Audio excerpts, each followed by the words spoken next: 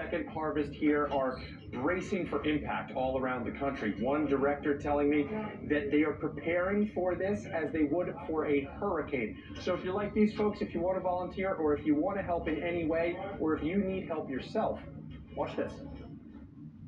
This morning, across the country, food banks working overtime as the federal shutdown stretches to a full month and the discontinuation of the nation's largest food assistance program looms. I'm at $2.45 right now. Food bank workers expect food insecurity to skyrocket. It be days that I haven't go to sleep because I'm thinking what's going to happen to all of us.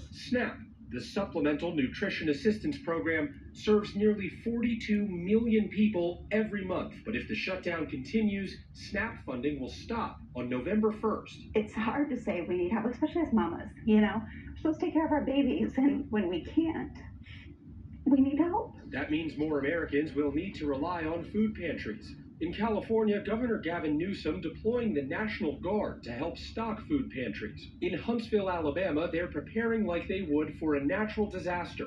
Even though this is kind of man-made, we're still kind of operating as if it were an emergency. According to Feeding America, for every one meal provided by a food bank, 9 are provided by SNAP. That means pantries could be met with a 10-fold increase in demand. If the food pantries who are servicing them are empty, then where do they get food? I'm concerned that the numbers are going to probably double every day. People are now asking for meals to go home to their kids after school, or for the elderly that can't get here, or the disabled. I'm joined now by John Sillers. He's the Chief Strategy Officer for Second Harvest Food Bank, and we're going to get a little more educated on this. John, thank you for having us here today.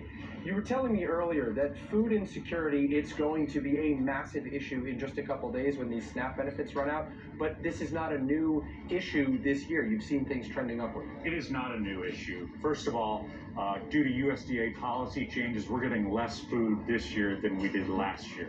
Basically, 4.8 million meals worth less food this year versus last year. However, food insecurity is up. We actually have more than 436,000 people in South Louisiana who experience food insecurity. So going into this, even before the shutdown, demand was up for our services. However, we didn't have as much food. And so we're relying on community support more than ever, especially as we go into this situation where the government shutdown has started and people who were normally receiving SNAP benefits are not receiving SNAP benefits. We anticipate that we're going to have about 200,000 people who had been on SNAP not receiving those benefits starting next month. And so that's going to be a real challenge for us. What kind of stress is that going to put on the system as all these new people need to rely on food banks like yours? Well, we're looking at community support more than ever. If you want to donate money, go to no-hunger.org and you can donate money. You can also donate food or have a food drive yourself, or come volunteer like these people are.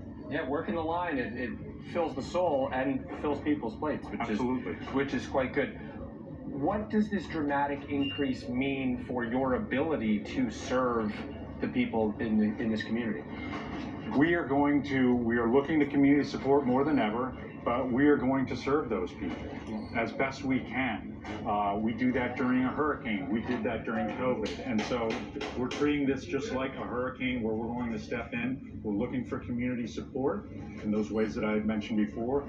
But it will be a challenge, but we're up to the task as we have been before. You sure are. John Sillers, thank you so much for having us. Thank you for what you do. Guys, important work being done here and all around the country.